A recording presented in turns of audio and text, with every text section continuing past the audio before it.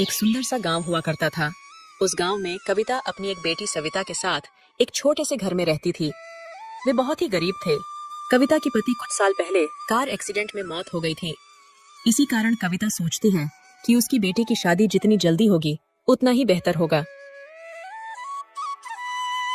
रामू जी, मैंने आपको मेरी बेटी के लिए रिश्ता ढूंढने के लिए कहा था ना। मेरी बेटी अब 18 साल की हो चुकी है।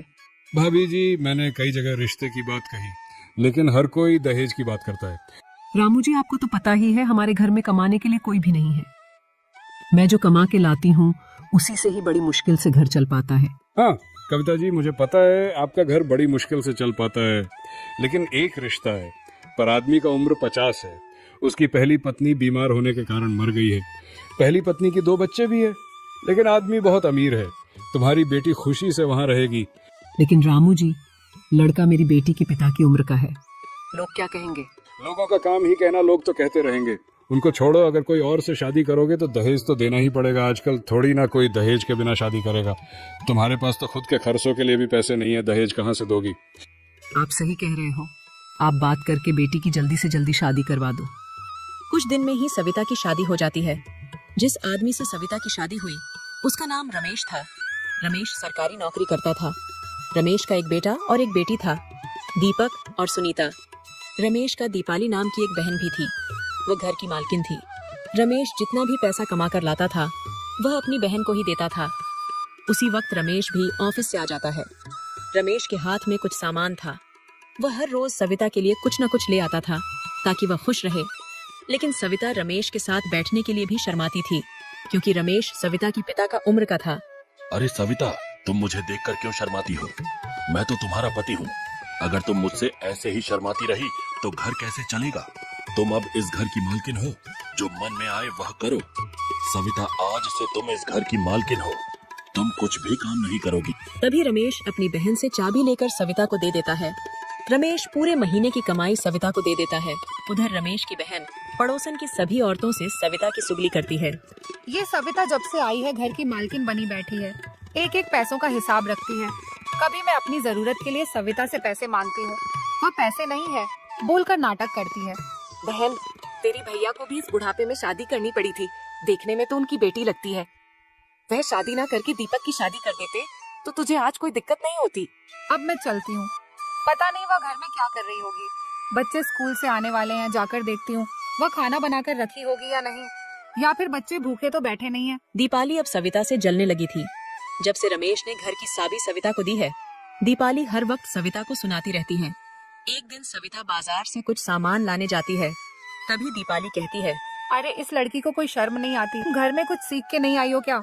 लोग देखेंगे तो क्या बोलेंगे? अरे मुझे कहती मैं कहीं मर गई थी क्या? तुम मुझे क्यों बुलाएगी? तुझे तो दूसरों से नैन लड़ाने हैं। दीदी, घर में कुछ भी सामान नहीं था, इसीलिए बाजार गई थी। घर का सारा काम पड़ा हुआ है। बच्चे स्कूल से आने ही वाले हैं, उनके लिए खाना पकाया है या नहीं? मैं सुबह से कपड़े ही धो रही थी और अभी बाजार से आई हूँ। बस अभी खाना बनाने के लिए ही जा रही हूँ। 2 जुड़ा कपड़े धोने में सुबह से दोपहर लगा देती है। किसी काम की फिक्र ही नहीं है। ना बच्चों की फिक्र है ना रमेश की, और बस पूरे दिन सोती और खाती रहती है और बच्चों को भूखा रखती है। बेचारा उन दोनों की जिंदगी खराब हो गई। सविता चुपचाप दीपाली की बात चुन लेती है और कुछ नहीं कहती। सविता कमरे पर जाकर खूब रोती है और अपने नसीब को कोसती है। तब भी दीपाली को कोई तरस नहीं आता। सविता दीपाली से बहुत डरती थी। एक दिन सविता रमेश से कहती है, आप जरा अपनी बहन से कहिए क्यों मेरे पीछे पड़ी रहती है। तुम्हें कुछ कहा है क्या? रोज ही कहती है, बात मुंह से निकलना मुश्किल है। अगर उन्हें इस बात की जलन हो कि ये मालकिन क्यों बनी है तो आप उन्हीं को ही पैसे दीजिए, वही मालकिन बनी रहे। मैं तो यही चाहती हूँ कि कोई मुझे ताना नहीं दिया करे। मैं आज उनकी खबर लूंगा और इस घर की मालकिन वह नहीं तुम हो। तुम मालकिन बनी हो। इस बात से उसे अगर जलन हो तो उसे यहाँ रहने की जगह नहीं है। रमेश दीपाली को बुलाता है और उससे कहता है, तुम्हें इस घर में रहना है या नहीं? अगर इस घर में नहीं रहना है तो चली जाओ, और अगर रहना है तो शांति से रहो। यह नहीं कि दूसरों का रहना मुश्किल कर दो। अगर तुम्हें किसी चीज की कमी हो तो मुझे बताओ। तुम हमेशा सविता को क्यों परेशान करती हो? लेकिन दीपाली सीधी होने वाली औरत नहीं थी और वह कहती है, क्या हुआ जो तुम मुझे ऊंची आवाज से बात कर रहे हो? अगर मेरी बात उसे जहर लगती है तो मुझे कौन सी खुजली हो रही है उसे सीख देने की? फिर बाद में मत कहना कि तुम घर में रहकर क्या करती हो जो उसे सीख नहीं दी। तभी सुनीता और दीपक स्कूल से आ जाते हैं और रमेश उन दोनों को भी डांटता है। उनको तो आप कुछ नहीं कहते, हमें ही डांटे रहते हो। वह हमें कभी भी पैसे नहीं देते, स्कूल यूं ही चले जाते हैं। हमारे सब दोस्तों के पास पैसे होते हैं, सिर्फ हम ही हैं जो हमारे पास पैसे नहीं होते। वह कहती है कि अगर मुझे परेशान करोगे तो मैं तुम्हें बहुत पिटूंगी। मैंने ऐसा कब कहा? मैं तुम्हें पिटूंगी। अभी से झूठ बोलने लगे हो। झूठ की भी हद होती है। मैं तुम्हें कितनी प्यार से रखती हूँ ताकि तुम्हें अपनी माँ की कमी महसूस ना हो। इस बात को सुनकर रमेश सुनीता को और भी ज्यादा डांटने लगता है और तभी सुनीता रोने लगती। तभी दीपाली कहती है, अरे बस अब रहने भी दो, इस बच्चे को क्यों डांट रहे हो? नई बीवी पाकर ये आदमी अंधा हो गया है। अभी से इस घर का ये हाल है, आगे तो इस घर का भगवान ही मालिक है। सविता सुनीता को रोता हुआ देखकर उसे रूम में ले जाकर चुप कराती है। रमेश को लगता है कि अब सविता उससे नहीं शर्माएगी और बात करेगी, लेकिन उसकी आशा पूरी नहीं होता। पहले तो सविता रमेश से थोड़ी बहुत बात कर लिया करती थी, लेकिन अब बच्चों की लालन पालन में लगी पड़ी है रहती है। जब रमेश ऑफिस से घर आते तो सविता को कभी सुनीता के पास बैठा हुआ देखता है तो कभी दीपक के पास। एक दिन रमेश का एक दोस्त उससे मिलने आता है और रमेश को कहता है, आजकल तो तू अपनी नई पत्नी के साथ खुशी से रहते हो, बड़े किस्मत वाले हो तुम जो तुम्हें इस बुढ़ापे में जवान लड़की मिल गई। बहुत ख्याल रखती होगी वह तुम्हारा। मुझे देखो, मेरी जिंदगी तो बवाल हो रखी है। मैं तो दूसरी शादी की फिक्र में हूँ। अगर तेरी नजर में कोई लड़की है तो मुझे बताना। अरे ऐसी गलती कभी मत करना, नहीं तो पछताओगे। मैं शादी करके पूरी तरह से पछता रहा हूँ। बुरी बला गला परी। सोचा था 2 और साल जिंदगी के मजे कर लूं, लेकिन तो अब ऐसा लगता है कि ये शादी करके बहुत बड़ी भूल हो गई। अरे रमेश, तू भी क्या बात करता है? मेरी एक सलाह मानो, अच्छे अच्छे कपड़े पहन कर रहो, तब देखना वह तुम पर कैसे मरने लगेगी। उस दिन से रमेश जवान दिखाने के लिए कुछ न कुछ जरूर करता। रमेश की यह तकनीक काम कर गई।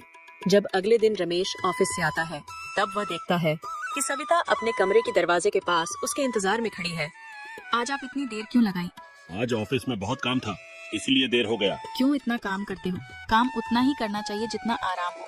तभी वहाँ पर दीपक आकर सविता से खाना मांगता है। अरे माँ, कुछ खाने को दे दीजिए। तभी सविता किचन में जाकर खाना ले आती है और दीपक को देती है और दीपक खाना लेकर चला जाता है।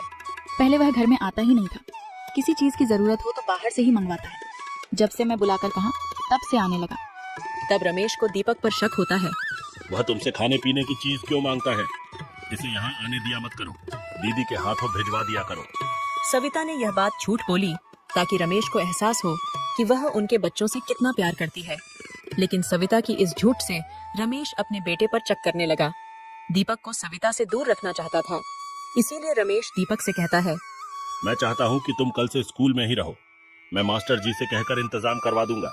मुझे स्कूल में रहने के लिए कोई आपत्ति नहीं है। जब आप कहेंगे मैं चला जाऊंगा। दीपक नाराज होकर बुआ के पास जाता है।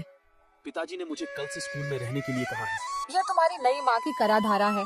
उसी ने ही कहा होगा तुम्हें स्कूल में रहने के लिए, ताकि वह आजादी से घर में रहे। नहीं बुआ, मुझे उन पर कोई शक नहीं। तो उन नक्सली को नहीं जानता, ये उसका ही कराधारा है। रुक, मैं अभी जाकर पूछती हूँ।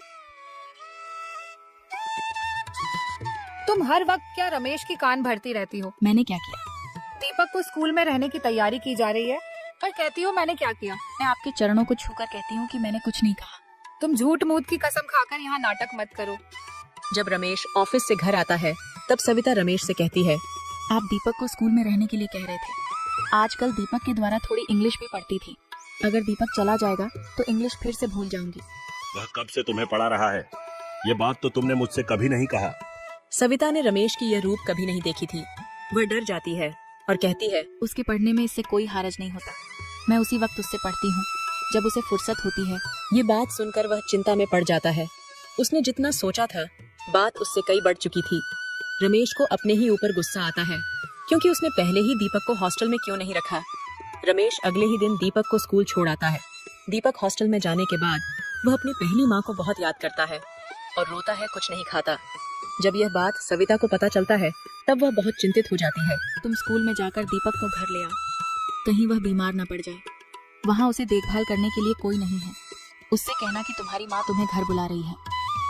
अगले दिन सुनीता दीपक को घर लेने के लिए स्कूल जाती है और दीपक से कहती है, भैया, माँ तुम्हें घर बुला रही है।